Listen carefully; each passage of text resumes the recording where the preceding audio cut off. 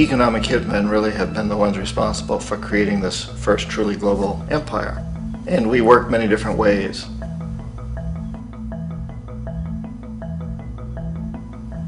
But perhaps the most common is that we will identify a country that has resources our corporations covet, like oil, and then arrange a huge loan to that country from the World Bank or one of its sister organizations. But the money never actually goes to the country. Instead, it goes to our big corporations to build infrastructure projects in that country, power plants, industrial parks, ports, things that benefit a few rich people in that country, in addition to our corporations, but really don't help the majority of the people at all. However, those people, the whole country is left holding a huge debt. It's such a big debt they can't repay it, and that's part of the plan, that they can't repay it. And so at some point, we economic hitmen go back to them and say, listen, you owe us a lot of money, can't pay your debt, so sell your oil real cheap to our oil companies. Allow us to build a military base in your country, or send troops in support of ours to someplace in the world like Iraq, or vote with us on the next UN vote. To have their electric utility company privatized and their water and sewage system privatized and sold to U.S. corporations or other multinational corporations. So there was that whole mushrooming thing, and it's so typical of the way the IMF and the World Bank work, that you put a country in debt, it's such a big debt it can't pay it, and then you offer to refinance that debt and pay even more interest. And you demand this quid pro quo, which you call a conditionality or good governance, which means basically that they've got to sell off their resources, including many of their social services, their utility companies, their school systems sometimes, their penal systems, their insurance systems, to foreign corporations. So it's a double, triple, quadruple whammy. The precedent for economic hitmen really began back in the early 50s when democratically elected Mossadegh, who was elected in Iran, he was considered to be the hope for democracy in the Middle East and around the world. He was Time Magazine's Man of the Year. But one of the things that he'd run on and began to implement was the idea that foreign oil companies needed to pay the Iranian people a lot more for the oil that they were taking out of Iran. The Iranian people should benefit from their own oil. Strange policy. We didn't like that, of course. But we were afraid to do what we normally were doing, which was to send in the military. Instead, we sent in one CIA agent, Kermit Roosevelt, Teddy Roosevelt's relative. And Kermit went in with a few $1 million and was very, very effective and efficient. And in a short amount of time, he managed to get Mossadegh overthrown and brought in the Shah of Iran to replace him, who always was favorable to oil. And it was extremely effective. Mobs overflow Tehran. Army officers shout that Mossadegh has surrendered and his regime as virtual dictator of Iran is ended. Pictures of the Shah are paraded through the streets as sentiment reverses. The Shah is welcomed home. So back here in the United States, in Washington, people looked around and said, wow, that was easy and cheap. So this established a whole new way of manipulating countries, of creating empire.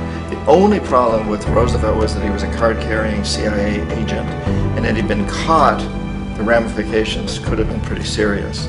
So very quickly at that point, the decision was made to use private consultants to channel the money through the World Bank or the IMF or one of the other such agencies, to bring in people like me who worked for private companies, so that if we got caught, there would be no governmental ramifications.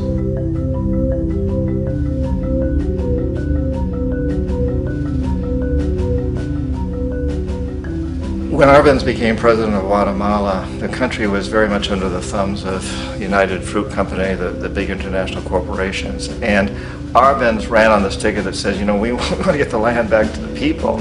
And once he took power, he was implementing policies that would do exactly that, give land rights back to the people. United Fruit didn't like that very much. And so they hired a public relations firm, launched a huge campaign in the United States to convince the United States people, the citizens of the United States, and the press of the United States, and the Congress of the United States, that Arbenz was a Soviet puppet, and that if we allowed him to stay in power, the Soviets would have a foothold in this hemisphere. And that at that point in time was a huge fear on everybody's mind, the Red Terror, the Communist Terror. And so, to make a long story short, Out of this public relations campaign came a commitment on the part of the CIA and the military to take this man out. And in fact, we did. We sent in planes, we sent in soldiers, we sent in jackals, we sent everything in to take him out, and did take him out. And as soon as he was removed from office, the new guy that took over after him basically reinstated everything to the big international corporations, including United Fruit.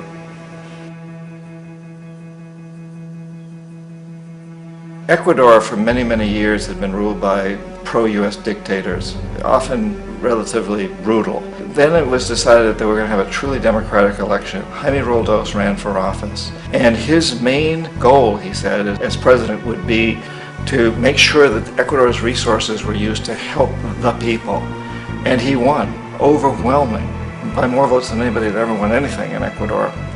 And he began to implement these policies to make sure that the profits from oil went to help the people. Well, we didn't like that in the United States. I was sent down as one of several economic hitmen to change Roldos, to corrupt him, to bring him around, to let him know, okay, you can get very rich, you and your family, if you play our game, but if you continue to try to keep these policies you've promised, you're going to go. He wouldn't listen. He was assassinated.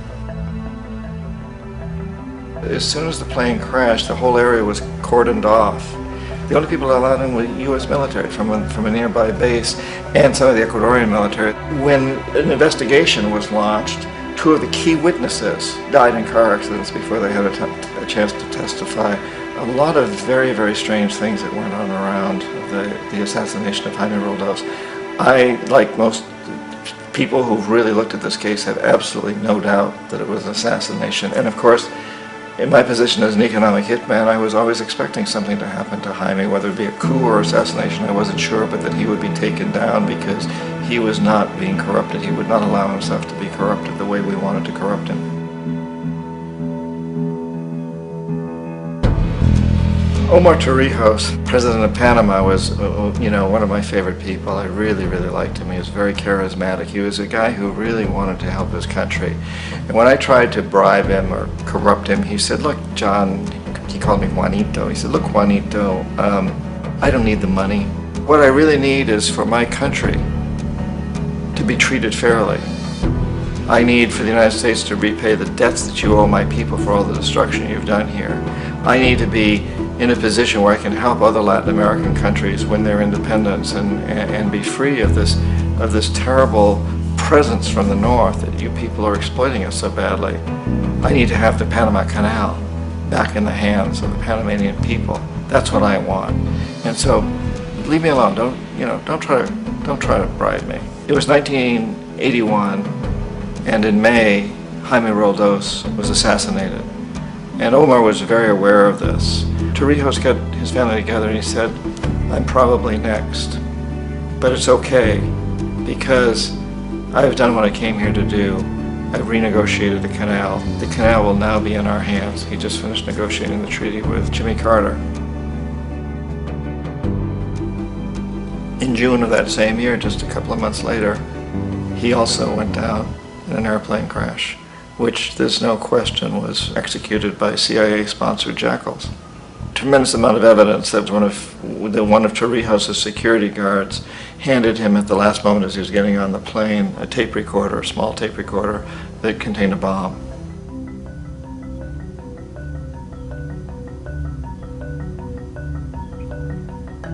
It is interesting to me how this system has continued pretty much the same way for years and years and years, except the economic hitmen have got better and better and better. Then we come up with, very recently, what happened in Venezuela. In 1998, Hugo Chavez gets elected president, following a long line of presidents who had been very corrupt and basically destroyed the economy of the country. And Chavez was elected amidst all that. Chavez stood up to the United States, and he's done it primarily demanding that Venezuelan oil be used to help the Venezuelan people. Well, we didn't like that in the United States. So in 2002, a coup was staged, which there's no question in my mind, and most other people's minds, that the CIA was behind that coup.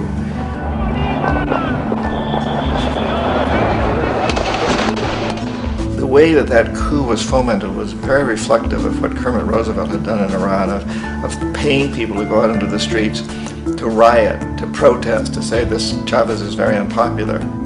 You know, if you can get a few thousand people to do that, television can make it look like it's the whole country, and things start to mushroom. Except in the case of Chavez, he was smart enough, and the people were so strongly behind him that they overcame it, which was a phenomenal moment in the history of Latin America.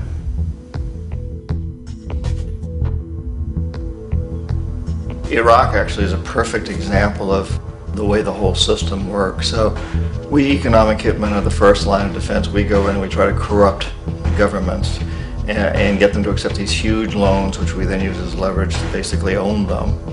If we fail, as I failed in Panama with Omar Torrijos and in Ecuador with Jaime Roldos, men who refuse to be corrupted, then the second line of defense is we send in the jackals. And the jackals either overthrow governments or they assassinate.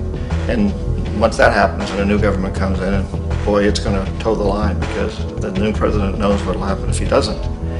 In the case of Iraq, both of those things failed. Economic hitmen were not able to get through to Saddam Hussein. We tried very hard. We tried to get him to accept a deal very similar to what the House of Saud had accepted in Saudi Arabia, but he wouldn't accept it. And so the jackals went in to take him out. They couldn't do it. His security was very good. After all, he had one time worked for the CIA. He'd been hired to assassinate a former president of Iraq and failed, but he knew the system. So in '91 we send in the troops and we take out the Iraqi military. So we assume at that point that Saddam Hussein is going to come around. We could have taken him out, of course, at that time, but we didn't want to. He's the kind of strong man we like. He controls his people. We thought he could control the Kurds and keep the Iranians in their border and keep pumping oil for us. And then once we took out his military, now he's going to come around. So the economic hitmen go back in the 90s without success. If they'd had success, he'd still be running the country. We'd be selling him all the fighter jets he wants and everything else he wants. But they couldn't. They didn't have success. The jackals couldn't take him out again. So we sent the military in once again, and this time we did the complete job and took him out, and in the process created for ourselves some very, very lucrative construction deals. We had to reconstruct a country that we'd essentially destroyed, which is a pretty good deal if you own construction companies, big ones. So, you know, Iraq shows the three stages. The economic hitmen failed there, the jackals failed there, and as a final measure, the military goes in. And in that way, we've really created an empire, but we've done it very, very subtly. It's clandestine. All the empires of the past were built on the military, and everybody knew they were building them. So the British knew they were building them, the French, the Germans, the Romans, the Greeks, and they were proud of it. And they always had some excuse, like spreading civilization, spreading some religion, something like that. But they knew they were doing it. We don't. The majority of the people in the United States have no idea that we're living off the benefits of a clandestine empire, that today there's more slavery in the world than ever before. And then you have to ask yourself, well, if it's an empire, then who's the emperor? Obviously, our presidents of the United States are not emperors. An emperor is someone who's not elected, doesn't serve a limited term, and doesn't report to anyone, essentially. So you can't classify our presidents that way. But we do have what I consider to be the equivalent of the emperor, and it's what I call the corporatocracy. The corporatocracy is this group of individuals who run our biggest corporations, and they really act as the emperor of this empire. They control our media, either through direct ownership or advertising. They control most of our politicians because they finance their campaigns, either through their corporations or through personal contributions that come out of the corporations. They're not elected, they don't serve a limited term, they don't report to anybody. And at the very top of the corporatocracy, you really can't tell whether a person's working for a private corporation or the government because they're always moving back and forth. So, you know, you've got a guy who one moment is the president of a big construction company like Halliburton, and the next moment he's vice president of the United States, or the president who is in the oil business. And this is true whether you've got Democrats or Republicans in the office. You have the moving back and forth through the revolving door.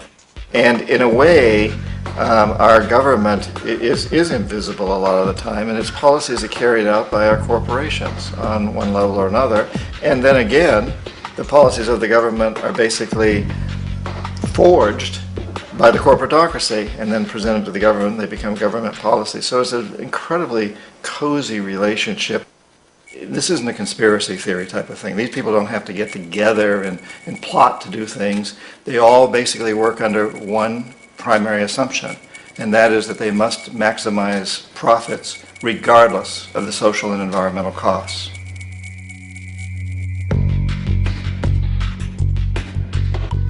This process of manipulation by the corporatocracy through the use of debt, bribery, and political overthrow is called globalization. Just as the Federal Reserve keeps the American public in a position of indentured servitude through perpetual debt, inflation, and interest, the World Bank and IMF serve this role on a global scale. The basic scam is simple. Put a country in debt either by its own indiscretion or through corrupting the leader of that country, then impose conditionalities or structural adjustment policies, often consisting of the following. Currency devaluation. When the value of a currency drops, so does everything valued in it. This makes indigenous resources available to predator countries at a fraction of their worth. Large funding cuts for social programs. These usually include education and healthcare, compromising the well-being and integrity of the society, leaving the public vulnerable to exploitation. Privatization of state-owned enterprises. This means that socially important systems can be purchased and regulated by foreign corporations for profit. For example, in 1999, the World Bank insisted that the Bolivian government sell the public water system of its third largest city to a subsidy of the U.S. corporation Bechtel. As soon as this occurred, water bills for the already impoverished local residents skyrocketed. It wasn't until after a full-blown revolt by the people that the Bechtel contract was nullified. Then there is trade liberalization, or the opening up of the economy through removing any restrictions on foreign trade. This allows for a number of abusive economic manifestations, such as transnational corporations bringing in their own mass-produced products, undercutting the indigenous production and ruining local economies. An example is Jamaica, which, after accepting loans and conditionalities from the World Bank, lost its largest cash crop markets due to competition with Western imports. Today, countless farmers are out of work, for they are unable to compete with the large corporations. Another variation is the creation of numerous, seemingly unnoticed, unregulated, inhumane sweatshop factories, which take advantage of the imposed economic hardship. Additionally, due to production deregulation, environmental destruction is perpetual, as a country's resources are often exploited by the indifferent corporations while outputting large amounts of deliberate pollution. The largest environmental lawsuit in the history of the world today is being brought on behalf of 30,000 Ecuadorian Amazonian people against Texaco, which is now owned by Chevron. So today it's against Chevron, but for activities conducted by Texaco. Estimated to be more than 18 times what the Exxon Valdez dumped into the coast of Alaska. In the case of Ecuador, it wasn't an accident. The oil companies did it intentionally. They knew they were doing it to save money out there rather than arranging for proper disposal. Furthermore, a cursory glance at the performance record of the World Bank reveals that the institution, which publicly claims to help poor countries develop and alleviate poverty, has done nothing but increase poverty and the wealth gap, while corporate profits soar. In 1960, the income gap between the fifth of the world's people in the richest countries versus the fifth in the poorest countries was 30 to 1. By 1998, it was 74 to 1. While global GNP rose 40% between 1970 and 1985, those in poverty actually increased by 17%. While from 1985 to 2000, those living on less than $1 a day increased by 18%. Even the Joint Economic Committee of the U.S. Congress admitted that there is a mere 40% success rate of all World Bank projects. In the late 1960s, the World Bank intervened in Ecuador with large loans. During the next 30 years, poverty grew from 50% to 70%. Under or unemployment grew from 15 to 70%. Public debt increased from 240 million to 16 billion, while the share of resources allocated to the poor went from 20% to 6%. In fact, by the year 2000, 50% of Ecuador's national budget had to be allocated for paying its debts. It is important to understand the World Bank is, in fact, a U.S. bank, supporting U.S. interests. For the United States holds veto power over decisions, as it is the largest provider of capital. And where did it get this money? You guessed it. It made it out of thin air through the fractional reserve banking system. Of the world's top 100 economies, as based on annual GDP, 51 are corporations, and 47 of that 51 are U.S.-based. Walmart, General Motors, and Exxon are more economically powerful than Saudi Arabia, Poland, Norway, South Africa, Finland, Indonesia, and many others. And as protective trade barriers are broken down, currencies tossed together and manipulated in floating markets, and state economies overturned in favor of open competition and global capitalism, the empire expands. You get up on your little 21-inch screen and howl about America and democracy. There is no America. There is no democracy. There is only IBM and ITT and AT&T and DuPont, Dow, Union Carbide, and Exxon. Those are the nations of the world today. What do you think the Russians talk about in their councils of state? Karl Marx? They get out their linear programming charts, statistical decision theories, Minimax solutions, and compute the price-cost probabilities of their transactions and investments, just like we do. We no longer live in a world of nations and ideologies, Mr. Beale. The world is a college of corporations, inexorably determined by the immutable bylaws of business. The world is a business, Mr. Beale.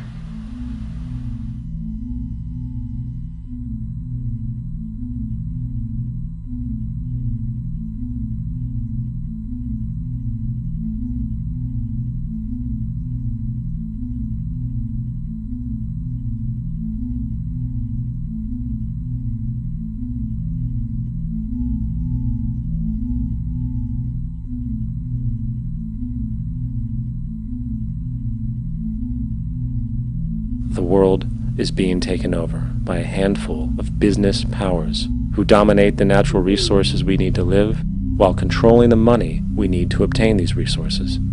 The end result will be world monopoly, based not on human life, but financial and corporate power. And as the inequality grows, naturally more and more people are becoming desperate. So the establishment was forced to come up with a new way to deal with anyone who challenges the system. So they gave birth to the terrorist.